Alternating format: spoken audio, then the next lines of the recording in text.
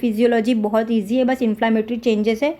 और फिर next pathophysiology के बाद क्लिनिकल फीचर्स। क्लिनिकल फीचर्स में साइन भी देखेंगे, सिम्टम्स भी देखेंगे। तो पहले सिम्टम्स है, इसमें ट्रायड ऑफ सिम्टम्स देखने को मिलते हैं। Nocturnal dry cough, nocturnal means रात के टाइम पेशेंट को ड्राई कफिंग की प्रॉब्लम होगी, और समटाइम्स वेट, कभी कभी वेट कफ भी होगा, मेनली ड्राई कफ देखते हैं। और intermittent dyspnoea, difficulty in breathing होगी इंटरमिटेंटली, और वीजिंग साउंड, हीसिंग मीन्स सीटी जैसी साउंड सुनाई देगी। फिर कफ 4C, ये याद रखना है कि 4C वाला क्या है, पहला C कफ, कफ होगा मेन, उसके साथ क्या होगा, स्प्यूटम होगा। और फिर दूसरा C है चारकोट लेडन क्रिस्टल, तीसरा C है क्रुशमन्स स्पाइरल, और फोर्थ है Creola body, clumps of the cell. तो इसको डिटेल में अभी आगे देखेंगे। साइन में क्या है, टैकिप्निया, टैकिप्निया मीन्स सांस फटाफट पेशेंट लेगा, रेस्पिरेशन बढ़ जाएगा, respiratory rate increased. Wheezing sound Audible means जो सीटी जैसी साउंड सुनाई देगी पेशेंट में वो ऑडिबल रहेगी, हिसिंग टाइप की साउंड।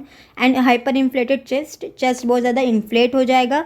रोंकाई भी सुनाई देगा। Dyspnoea means difficulty in breathing होगी। साइनोसिस मीन्स ब्लूनेस हो जाएगी स्किन में। ब्लूनेस क्यों होगी, क्योंकि ये जो एल्वेओलाई है और यहाँ एयर पैसेज है, यहाँ एयर पैसेजेस में म्यूकस का अक्यूमुलेशन हो गया है, और यहीं एल्वेओलाई के अंदर पूरी एयर अक्यूमुलेट हो गई है और एयर बाहर नहीं जा पा रही है। जब ऑक्सीजन ही नहीं पूरे टिश्यू में होएगा तो कार्बन डाइऑक्साइड का लेवल बढ़ जाएगा, और जब कार्बन डाइऑक्साइड का लेवल बढ़ जाएगा तो बॉडी में साइनोसिस, ब्लूनेस देखने मिलेगी। एसिडोसिस हो जाएगी, एसिड का कंटेंट बॉडी में बढ़ जाएगा। तो ये साइन एंड सिम्टम्स हैं। नेक्स्ट है इन्वेस्टिगेशन। इन्वेस्टिगेशन अस्थमा में स्किन टेस्ट करते हैं। स्किन टेस्ट में क्या करते हैं, एलर्जन इज इंड्यूस्ड, स्किन के अंदर एक एलर्जन इंड्यूस करते हैं। Wheal and flare pattern is seen. Wheal and flare pattern क्या होता है, जैसे ये फोर आर्म हो गया, उसमें इंजेक्शन दिया गया, कुछ एलर्जन को इंड्यूस्ड किया गया, उसके कुछ टाइम बाद देखा जाएगा कि यहाँ एक व्हील टाइप, सर्कल टाइप सूजन आ जाएगी, एडेमेटस हो जाएगा और रेड हो जाएगा ये एरिया, उसको बोलते हैं व्हील एंड फ्लेयर पैटर्न। तो अगर वो wheal and flare pattern injection देने के बाद, एलर्जन इंड्यूस करने के बाद देखा जा रहा है स्किन में, तो होता है वो इंडिकेट करता है कि स्किन टेस्ट पॉजिटिव है, मीन्स अस्थमा का पेशेंट है ये। और सेकेंड किया जाता है RAST test. RAST means radio allergo sorbent test. इसमें क्या करते हैं, ब्लड टेस्ट में आईजी एंटीबॉडी का लेवल मेजर करते हैं। तो अस्थमा में मेनली पैथोफिजियोलॉजी में देखे थे आईजी एंटीबॉडी बन रही थी, तो अस्थमा में आईजी एंटीबॉडी ब्लड में रेज्ड मिलेगी। तो रास्ट टेस्ट में अस्थमा में आईजी एंटीबॉडी ज़्यादा मिलेगी। तो मेनली रास्ट टेस्ट में आईजी एंटीबॉडी का लेवल ब्लड सीरम में मेजर करते हैं। नेक्स्ट है स्पायरोमेट्री। स्पायरोमेट्री एक टाइप का इंस्ट्रूमेंट होता है, इसमें 3 पाइप होती है और इसमें ऐसे बॉल्स कलरफुल होते हैं और यहाँ ट्यूब होता है। यहाँ से पेशेंट को बोलते हैं आप फूको, और वो बॉल्स को देखते हैं वो कितना ऊपर जा रही है, और इससे ये पता चलता है कि लंग्स कैसा काम कर रहा है, लंग्स की कैसी कैपेसिटी है। तो ये होता है इसमें FEV1। FEV1 means forced expiratory volume इन 1 सेकेंड। मीन्स पेशेंट एक टाइम में डीप इंस्पायरेशन करने के बाद फोर्सफुली एयर को कितना बाहर कर पा रहा है, कितना एक्सेल कर पा रहा है 1 सेकेंड में, इसलिए इसका नाम है फोर्स्ड एक्सपिरेशन वॉल्यूम इन 1 सेकेंड। मीन्स मैक्सिमम फोर्सफुली आप एयर को कितना बाहर कर रहे हैं 1 सेकेंड में। तो ये नॉर्मल होता है 80%, लेकिन अस्थमा में देखा जाता है 33 से 50% का वैल्यू लिया जाता है। तो 50 से ज़्यादा होगा तो वो होता है माइल्ड अस्थमा, और अगर 33 से 50 के बीच में होएगा तो वो परसेंटेज, अगर FEV1 का परसेंटेज 33 से 50 के बीच में होगा तो वो इंडिकेट करता है मॉडरेट अस्थमा। अगर 33 है तो वो लाइफ थ्रेटनिंग अस्थमा है। नेक्स्ट है CBC, कंप्लीट ब्लड काउंट करते हैं, उसमें इजिनोफिलिया मीन्स इजिनोफिल्स का लेवल इंक्रीज्ड होता है। Next treatment. ट्रीटमेंट में क्या, पहले सबसे पहले जो भी पेशेंट जिस चीज़ से एलर्जिक है, लाइक अगर किसी डस्ट से एलर्जिक है, कोई पोलन ग्रेन से एलर्जिक है, या फिर किसी टाइप के फूड से एलर्जिक है, फिश, तो वो सबको पेशेंट्स को सबसे पहले बोलना है कि आप उसको बंद कर दो या तो फिर अवॉइड करो। तो अवॉइड एलर्जन। ब्रोंकोडायलेटर्स। ब्रोंकोडायलेटर्स क्यों देंगे, क्योंकि ब्रोंको कंस्ट्रिक्शन हो गया, एयर पैसेज नैरो हो गई है, तो उसकी वजह से हम ब्रोंकोडायलेटर्स देंगे। मेनली ब्रोंकोडायलेटर्स में साल्बुलामॉल दिया जाता है, beta agonist and anti inflammatory drugs देंगे, क्योंकि इन्फ्लामेटरी चेंजेस हुआ है तो इन्फ्लामेशन के लिए एंटी इन्फ्लामेटरी ड्रग्स देंगे, एंड कॉर्टिकोस्टेरॉइड। ये फर्स्ट टाइप का अस्थमा देख लिए, that is allergic asthma, extrinsic asthma और इंटरमिटेंट अस्थमा। नेक्स्ट है non atopic, that is non allergic asthma और ऑल्सो कॉल्ड आइडियोसिंक्रेटिक अस्थमा। तो it is more dangerous because cause is unknown, so difficult to treat. ये बहुत ज़्यादा dangerous होता है। उस फर्स्ट वाले अस्थमा में हमें पता चल जाता है कि पेशेंट किस चीज़ से एलर्जिक है, तो हम उसको ट्रीट कर लेते हैं। लेकिन सेकेंड टाइप का अस्थमा नॉन एलर्जिक है, तो हमें नहीं पता रहता है कि पेशेंट किस चीज़ से एलर्जिक है और ये मेनली क्यों हो रहा है। तो इसीलिए इसको ट्रीटमेंट करना और ज़्यादा डिफिकल्ट होता है और ये और ज़्यादा डेंजरस होता है। ये मेनली आइडियोपैथिक होता है, इसका कॉज अननोन होता है। It does not run in the family, ये जेनेटिक फैमिली में भी रन नहीं करता है कि अगर पेरेंट्स को है तो बच्चे को भी हो गया।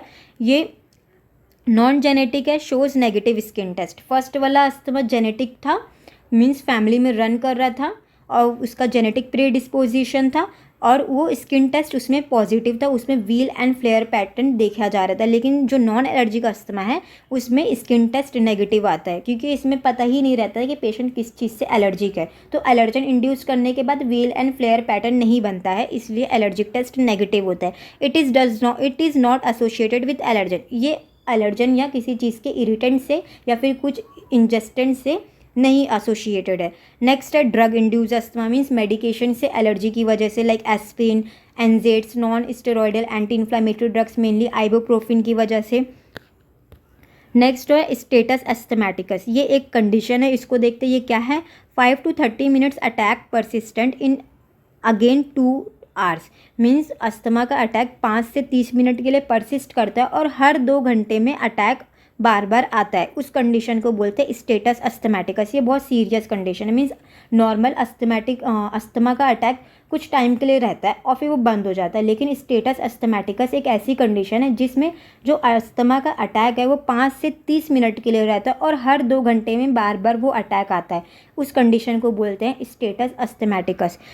Acute severe asthma for a days to weeks causes severe airway obstruction and asthmaticus symptoms. Obstruction and asthmaticus symptoms persist, severe dyspnea and unproductive cough. Next देखते हैं अस्थमा की मॉर्फोलॉजी।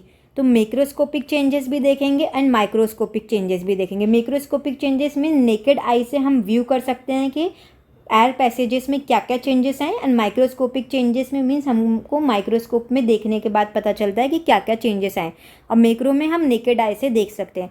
तो इसका एक निमोनिक है ABC और D, ABCD। तो इसमें ABCD में डबल A है एंड डबल C है। तो डबल A, B, फिर double C and last D। तो A for air trapping distension of the lungs. तो एयर ट्रैपिंग क्यों हो रही है, एयर अंदर जमा क्यों है। तो एक पहली बात तो अस्थमा एक ऑब्स्ट्रक्टिव डिजीज़ है। ऑब्स्ट्रक्टिव डिजीज़ मीन्स पेशेंट को एक्सेल करने में डिफिकल्टी। जब पेशेंट एक्सेल नहीं कर पाएगा एयर को, एयर बाहर नहीं कर पाएगा, तो एयर अंदर ट्रैप रहेगी, एयर अंदर अकोमोडेट हो जाएगी। ये पहला हो गया। और सेकंड, अब ऐसा क्यों होता है, तो यही जब से हमने देखा कि ये एयर पैसेज है और ये अल्वेओलाई है। अल्वेओलाई के जो ल्यूमन है, म्यूकस ल्यूमन है, उसमें इन्फ्लामेशन, एडेमेटस कंडीशन हो जाती है, वो थिक हो जाता है और ज़्यादा म्यूकस का प्रोडक्शन होने लगता है। तो यहाँ म्यूकस का प्रोडक्शन होगा, म्यूकस यहाँ इस एयर पैसेजेस में अक्यूमुलेट होगा। जब यहाँ म्यूकस अक्यूमुलेट होगा तो ये अल्वेओलाई में एयर जो है वो जमा हो जाएगा, बाहर नहीं जा पाएगा क्योंकि यहाँ म्यूकस के ऑब्स्ट्रक्शन हो गया है। तो इसलिए एयर ट्रैपिंग देखा जाता है, डिस्टेंशन ऑफ लंग्स। और एयर ट्रैपिंग की वजह से जब एयर ज़्यादा अकोमोडेट हो जाता है तो लंग्स डिस्टेंड हो जाता है। तो ये D भी कंप्लीट, डिस्टेंशन ऑफ लंग्स। फिर सेकेंड A है एटलेक्टियासिस। एटलेक्टियासिस मीन्स लंग्स के किसी मतलब कुछ कुछ जगह पर कोलैप्स हो जाना। ये लंग्स है, यहाँ कोलैप्स हो गया, यहाँ कोलैप्स हो गया, तो सर्टेन जगह पे जो कोलैप्स हो जाता है लंग्स में उसे बोलते हैं एटलेक्टियासिस। फिर B obstruction of bronchi and bronchioles. वही म्यूकस की वजह से ब्रोंकाई और ब्रोंक्यूल्स में ऑब्स्ट्रक्शन हो गया। एक तो म्यूकस की वजह से भी होता है और Curschmann's spiral and Charcot Leyden crystal की वजह से भी ऑब्स्ट्रक्शन होता है। अब देखते हैं Curschmann's spiral and Charcot Leyden crystal क्या होता है। तो फर्स्ट है क्रुशमन्स स्पाइरल। क्रुशमन्स स्पाइरल क्या है, ये जो म्यूकस अंदर जमा हुआ है म्यूकस एपिथेलियम में, म्यूकस जो है उसके ऊपर जो शेडिंग ऑफ एपिथेलियम आ जाती है उसको बोलते हैं क्रुशमन्स स्पाइरल। लाइक ये एक एयर पैसेज है, यहाँ म्यूकस का प्रोडक्शन ज़्यादा हो गया और उसी के ऊपर जो एपिथेलियम है वो जमा हो गया, उसी को कहते हैं Curschmann's spiral. Last C Charcot Leyden crystal. Charcot Leyden crystal क्या, इज़ोनोफिल्स एंड गैलेक्टिन प्रोटीन। ये जो इज़ोनोफिल्स है और उसके साथ गैलेक्टिन प्रोटीन को बोलते हैं चारकोट लेडन क्रिस्टल। तो मॉर्फोलॉजी बहुत इजी है, ABCD 2 बार ए और 2 बार C. A for air trapping, second A for atelectasis, B for obstruction of bronchi and bronchiole, C for Curschmann spiral and second C for Charcot Leyden crystal and D for distension of lungs. Next है microscopic. ये microscopic changes में हमने ABCD देख लिया। उसके बाद microscopic changes, इन microscope में जब हम एयर पैसेजेस को देखेंगे, ब्रोंकाई को देखेंगे, तो हमको क्या चेंजेस देखने को मिलेगा। तो पहला तो एडेमेटस देखने को मिलेगा, वहाँ सूजन आ जाएगी। इन्फ्लामेटरी इनफिल्ट्रेट मेनली इजिनोफिल्स, जो इन्फ्लामेटरी सेल्स है वो देखा जाएगा। फाइब्रोसिस मीन्स स्कारिंग देखा जाएगा and hypertrophy of mucus secreting glands का भी हाइपरट्रॉफी हो जाएगा, मीन्स उसकी साइज भी बढ़ जाएगी। Features of the life threatening asthma, means कौन कौन से लाइफ थ्रेटनिंग एस्थमा के फीचर्स है। कन्फ्यूजन, पेशेंट कन्फ्यूज रहेगा, एग्जॉशन रहेगा, साइनोसिस होगी, bradycardia means heart rate slow हो जाएगा, ABG आर्टेरियल ब्लड गैस में पार्शियल प्रेशर ऑफ ऑक्सीजन कम हो जाएगा 60 mm ऑफ SG से, मेनली होता है 34 से 45 mm ऑफ SG नॉर्मल होता है। एक्यूट सीवियर अटैक फीचर्स में क्या रहेगा देखने मिलेगा। Inability to complete sentence in one breath, means patient एक सांस में पूरा सेंटेंस नहीं बोल पाएगा। ये एक सीवियर अटैक फीचर है अस्थमा का एक्यूट में, ठीक है। और फिर pulse rate 120 breath per minute से ज़्यादा हो जाएगी, बीट्स पर मिनट से ज़्यादा हो जाएगी। Pulse rate normal 72 beats per minute होती है, लेकिन पल्स यहाँ 120 बीट्स पर मिनट से ज़्यादा हो जाएगी। Respiratory rate 25 breath per minute से ज़्यादा हो जाएगा। Normal respiratory rate 12 to 16 breath per minute होता है, लेकिन एक्यूट सीवियर अटैक में रेस्पायरेटरी रेट 25 से भी ज़्यादा हो जाएगी। तो ये याद रखना है कि inability to complete sentence in one breath, patient एक सांस में पूरा एक सेंटेंस नहीं बोल पाएगा, रुक रुक कर बोलेगा। पल्स रेट ज़्यादा हो जाएगी 120 से, और रेस्पायरेटरी रेट भी 25 से ज़्यादा हो जाएगी। नेक्स्ट है डिफरेंस देख लेते हैं allergic asthma and non allergic asthma में।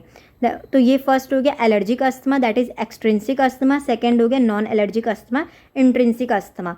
तो यहाँ पॉइंट्स हैं और यहाँ उसका डिफरेंस है।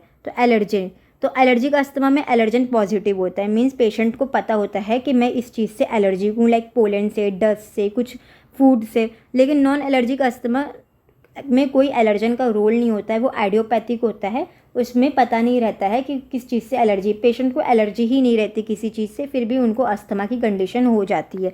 नेक्स्ट है एनवायरमेंटल एक्सपोजर। तो एलर्जिक है पेशेंट तो ऑब्वियसली एनवायरमेंटल एक्सपोजर यहाँ देखा जाएगा, और नॉन एलर्जिक में एलर्जन नहीं प्रेजेंट है, इस ये वाला नॉन एलर्जन से एसोसिएटेड नहीं है, इसलिए इधर एनवायरमेंटल फैक्टर नेगेटिव है। नेक्स्ट है IG लेवल एलर्जिक वाले कंडीशन में इंक्रीज मिलेगी और नॉन एलर्जिक वाले लेवल में नॉर्मल रहेगा। एलर्जिक लेवल में इसलिए इंक्रीज मिलेगी क्योंकि पैथोफिजियोलॉजी में हमने देखा था एलर्जन इनहेल होगा, उसके बाद IG एंटीबॉडी बनेगी, और IG एंटीबॉडी बनने की वजह से सीरम में IG का लेवल एलर्जिक अस्थमा में बड़ा रहेगा। लेकिन जब एलर्जी है ही नहीं तो फिर पूरा इन्फ्लामेटरी चेंजेस नहीं होगा और IgE नहीं बनेगा, IG एंटीबॉडी नहीं बनेगी, तो इसलिए इधर IgE का लेवल नॉर्मल रहेगा। नेक्स्ट है एज ऑफ द ऑनसेट। तो एलर्जिक अस्थमा यंग एज में देखा जाता है, अर्ली ऑनसेट होता है, mainly 12 to 13 years and 15 year old childhood में देखा जाता है। लेकिन नॉन एलर्जिक अस्थमा अडल्ट और लेट ऑनसेट में देखा जाता है। मेन जो एलर्जिक अस्थमा है वो चाइल्डहुड के 12 से 13 साल या 15 साल के बच्चे में देखा जाएगा, लेकिन जो नॉन एलर्जिक अस्थमा है वो बड़ों में, अडल्ट में देखा जाएगा। और एलर्जिक अस्थमा अर्ली ऑनसेट है और non allergic asthma late onset है। सिवियरिटी इसमें लेस है, इसमें मोर है। जैसे नॉन एलर्जिक में हमने पढ़ा था कि इसका कॉज नहीं पता रहता है, ये नॉन एलर्जिक है, हमें नहीं पता रहता कि किस चीज़ से पेशेंट एलर्जिक है, एलर्जी इसमें कोई एसोसिएट ही नहीं होता है, इसलिए इसको ट्रीट करना ज़्यादा डिफिकल्ट होता है। इसलिए नॉन एलर्जिक अस्थमा ज़्यादा सीवियर होता है, ज़्यादा डेंजरस होता है, और एलर्जिक अस्थमा कम डेंजरस होता है, कम सीवियर होता है, क्योंकि हमें उस चीज़ का पता रहता है, कॉज पता रहता है कि पेशेंट किस चीज़ से एलर्जिक है, तो हम उसी हिसाब से ट्रीटमेंट कर लेते हैं। रिस्पॉन्स टू द ब्रोंकोडायलेटर, हम इधर अगर एलर्जिक अस्थमा में ब्रोंकोडायलेटर देते हैं तो वो अच्छा बेटर रिस्पॉन्स करता है, लेकिन नॉन एलर्जिक अस्थमा में पुअर रिस्पॉन्स है। केसेस ओवरऑल 80 to 90% हमें एलर्जिक अस्थमा के केसेस मिलते हैं एंड 10% नॉन एलर्जिक अस्थमा के केसेस देखने को मिलते हैं। मीन्स एलर्जिक अस्थमा ज़्यादा कॉमन है as compare to the non allergic asthma. Aspirin sensitivity यहाँ नहीं देखी जाती है, एंड नॉन एलर्जिक अस्थमा में एस्पिरिन की सेंसिटिविटी, एस्पिरिन ड्रग की सेंसिटिविटी देखी जाती है। नेजल पॉलिप एलर्जिक अस्थमा में नहीं प्रेजेंट रहता है, लेकिन नॉन एलर्जिक अस्थमा में प्रेजेंट रहता है नेजल पॉलिप। सो एक क्विक रिवीजन कर लेते हैं। अस्थमा क्रॉनिक डिजीज़ है, ऑब्स्ट्रक्शन होता है, रिवर्सिबल है, मीन्स मेडिसिन लेने के बाद वो ठीक हो जाती है। इन्फ्लामेटरी चेंजेस देखा जाता है, air passages mainly small airway में नैरिंग हो जाती है, और इसमें ट्रायड ऑफ सिम्टम्स में ड्राई कफ देखा जाता है, डिस्निया और वीजिंग साउंड देखा जाता है। 3 स्टेप तो आप लोगों को क्लियर है कि फर्स्ट प्रॉब्लम होती है एयरवे में इन्फ्लामेशन हो जाता है, सेकेंड में एयरवे जो हाइपर एक्टिव हो जाते हैं, हाइपर रिस्पॉन्स करते हैं, एंड थर्ड में एयरवे में ब्रोंकोस्पाज्म हो जाता है, मसल कंस्ट्रिक्ट हो जाते हैं। फिर नेक्स्ट एपिडेमियोलॉजी, ये मेनली बच्चों की डिजीज़ है, लेकिन डेथ रेट ज़्यादा अडल्ट में देखा जाता है और चिल्ड्रन में नहीं देखा जाता है। मेनली ब्लैक में इसकी मोर्टेलिटी रेट ज़्यादा है, मीन्स कॉकेशियंस में ज़्यादा इसका डेथ रेट है। इटियोलॉजी में कोई भी एलर्जन हो गया, एयर पोल्यूटेंट्स हो गया, इरिटेंट्स हो गया, या फिर क्रॉनिक और एक्यूट इन्फ्लामेटरी रिकरेंट डिजीज़ हो गई है, उसकी वजह से ये सब पूरा इसका इटियोलॉजी हो गया। कुछ ड्रग्स है, एनजेड्स है, आइबुप्रोफिन है, एस्पिरिन, हाइपर सेंसिटिव पेशेंट, ये सब उसकी इटियोलॉजी हो गया। उसका अस्थमा का classification, allergic asthma, non allergic asthma, exercise induce asthma, occupational asthma, mixed and cough variant asthma and nocturnal asthma. फिर देखे थे पूरा extrinsic asthma, that is allergic asthma को डिटेल में, उसकी इटियोलॉजी थी। फिर उसके बाद पैथोफिजियोलॉजी मेन है कि कोई भी एलर्जन को इनहेल किया, वो ब्रोंकाई में गया, फिर ब्रोंकाई हाइपर एक्टिव हुआ, उसके बाद जहाँ ब्रोंकाई के अंदर जो मैक्रोफेजेस हैं वो एंटीजन प्रेजेंटिंग सेल की जैसे एक्ट करते हैं, और वो मैक्रोफेज जो है वो CD4+ टी सेल को भेजते हैं, और वो CD4+ T cell type 2 helper cell produce करता है, और वो type 2 helper cell further interleukin 3, 4, 5 and 13 produce करता है, और जो इंटरल्यूकिन 3 एंड 4 है वो CD4+ टी सेल को पॉजिटिव फीडबैक रिस्पॉन्स देते हैं, तो वो और ज़्यादा टाइप 2 हेल्पर सेल बनाता है और ज़्यादा इंटरल्यूकिन्स बनते हैं, और जो इंटरल्यूकिन 5 है वो ज़्यादा से ज़्यादा इजिनोफिल्स को रिक्रूट करते हैं, ज्वाइन करते हैं, एंड इंटरल्यूकिन 13 का काम होता है कि वो म्यूकस के प्रोडक्शन को बढ़ाए। तो फिर इंटरल्यूकिन 3 एंड 4 बी सेल्स को स्टिमुलेट करते हैं, और बी सेल्स प्लाज्मा सेल्स में कन्वर्ट हो जाता है। फिर फर्दर प्लाज्मा सेल्स का जो रिसेप्टर है वो मास्ट सेल के ऊपर होता है, और उस रिसेप्टर को बोलते हैं FcR1 रिसेप्टर। तो जो IG एंटीबॉडी बनी है और जो मास्ट सेल के ऊपर उसका रिसेप्टर है वो जाकर वहाँ अटैच हो जाता है अपने रिसेप्टर से, और फिर जब री एक्सपोजर होता है तो पोलन डायरेक्ट IG एंटीबॉडी को स्टिमुलेट करता है, और वो IG एंटीबॉडी फिर मास्ट सेल को स्टिमुलेट करके मास्ट सेल को डीग्रैनुलेशन कर देता है, मास्ट सेल फट जाता है, और मास्ट सेल से कुछ इन्फ्लामेटरी मीडिएटर्स रिलीज होते हैं जैसे हिस्टामाइन, प्रोस्टाग्लैंडिन एंड लिकोट्राइन्स। और फिर इसके बाद इसमें 2 फेस आती है, एक होती है अर्ली फेस और एक होती है लेट फेस। लेट फेस का दूसरा नाम है इन्फ्लामेटरी फेस, और अर्ली फेस 4 से 8 घंटे के लिए होती है, और उसमें अर्ली फेस में ब्रोंको कंस्ट्रिक्शन होता है, वासोडाइलेटेशन होता है, और म्यूकस का प्रोडक्शन बढ़ जाता है। लेट फेस में इन्फ्लामेटरी मीडिएटर्स रिलीज होते हैं, वो कीमो अट्रैक्टेंट का काम करते हैं, और वो इजिनोफिल्स को अट्रैक्ट करते हैं। फिर इजिनोफिल्स इन्फ्लामेटरी रिएक्शन लाता है, फिर रिकरेंट इन्फ्लामेटरी रिएक्शन की वजह से जो एयर पैसेजेस है उसमें रिमॉडलिंग हो जाती है, उसका स्ट्रक्चर चेंज हो जाता है, और चेंज होने में क्या होता है, जो ग्लैंड्स है उसकी हाइपरट्रॉफी हो जाती है, और स्मूथ मसल की भी हाइपरट्रॉफी साइज बढ़ जाती है, और उसकी जैसे वैस्कुलैरिटी बढ़ जाती है। बहुत ईजी इसका पैथोफिजियोलॉजी है। फिर उसके बाद इसका क्लिनिकल फीचर्स में triad of symptoms means dry cough देखा जाता है, डिस्निया और वीजिंग साउंड सुनाई देता है, और साइन में क्या मिलता है, टैकीकार्डिया, वीजिंग साउंड सुनाई देता है, हाइपर इन्फ्लेटेड चेस्ट रहता है, रोंकाई और डिस्निया, साइनोसिस एंड एसिडोसिस। फिर नेक्स्ट है इन्वेस्टिगेशन में हम स्किन टेस्ट करते हैं। एलर्जिक अस्थमा में स्किन टेस्ट पॉजिटिव होता है, नॉन एलर्जिक अस्थमा में स्किन टेस्ट नेगेटिव होता है, और positive means wheal and flare pattern skin में देखा जाता है, मीन्स वो स्किन टेस्ट पॉजिटिव है। रास टेस्ट किया जाता है, रास टेस्ट में मेनली IG एंटीबॉडी का ब्लड में लेवल मेजर किया जाता है। स्पायरोमेट्री टेस्ट किया जाता है, और इसमें फोर्स एक्सपीरेटरी वॉल्यूम इन 1 सेकेंड देखा जाता है। नॉर्मल 80% होता है, लेकिन अस्थमा में 33 से 50% की कंडीशन होती है। 50% माइल्ड अस्थमा के लिए, 33 और 50% के बीच के लिए मॉडरेट अस्थमा है, और 33 के नीचे होगा तो वो लाइफ थ्रेटनिंग अस्थमा है। और CBC में इजिनोफिल्स ज़्यादा मिलता है, हमें इजिनोफिल्स का काउंट ज़्यादा मिलता है। ट्रीटमेंट में हम एलर्जिन को अवॉइड करेंगे, ब्रोंकोडायलेटर्स देंगे, मेनली साल्बुलामॉल देते हैं, बीटा एगोनिस्ट और एंटी इन्फ्लामेटरी ड्रग्स देते हैं, कॉर्टिकोस्टेरॉइड देते हैं। फिर सेकंड टाइप है नॉन एटॉपिक अस्थमा। ये नॉन एलर्जिक अस्थमा, इसका एलर्जी से कोई एसोसिएटेड नहीं है, डेंजरस होता है क्योंकि इसका कॉज नहीं पता रहता है, इसलिए इसको ट्रीट करना ईजी नहीं होता है, और ये फैमिली में रन नहीं करता है, और इसमें स्किन टेस्ट नेगेटिव आती है। नेक्स्ट देखें तो स्टेटस अस्थमैटिकस, ये कंडीशन ऐसी होती है जिसमें 5 से 30 मिनट के लिए अस्थमा का अटैक परसिस्ट करता है और हर 2 घंटे में अस्थमा का अटैक आता रहता है। मॉर्फोलॉजी मेन है इसका ABCD, इसका निमोनिक है, A फॉर एयर ट्रैपिंग, फिर एटलेक्टासिस, हर जगह पे थोड़ी थोड़ी जगह पे लंग्स में कोलैप्सिंग की कंडीशन हो जाती है। B से ऑब्स्ट्रक्शन हो जाता है एयर पैसेजेस में, Curschmann spiral and Charcot Leyden crystal होता है, and D for distension of lungs होता है। ये मैक्रोस्कोपिक चेंजेस है। माइक्रोस्कोपिक चेंजेस में एडेमेटस देखने मिलेगा, एयर पैसेजेस, इन्फ्लामेटरी इन्फ्लेट्रेट होगी, मेनली इजिनोफिल्स, फाइब्रोसिस देखा जाएगी एंड हाइपरट्रॉफी होगी। लाइफ थ्रेटनिंग अस्थमा में पेशेंट में क्या क्या मिलेगा, कन्फ्यूजन, एग्जॉशन, ब्रैडिकार्डिया, साइनोसिस देखने मिलेगा। और एक्यूट सीवियर अटैक में पेशेंट एक सेंटेंस में पूरा वर्ड नहीं बोल पाएगा, पूरा सेंटेंस एक सांस में नहीं बोल पाएगा, पल्स रेट 120 से ज़्यादा मिलेगी और रेस्पिरेटरी रेट 25 से ज़्यादा मिलेगी।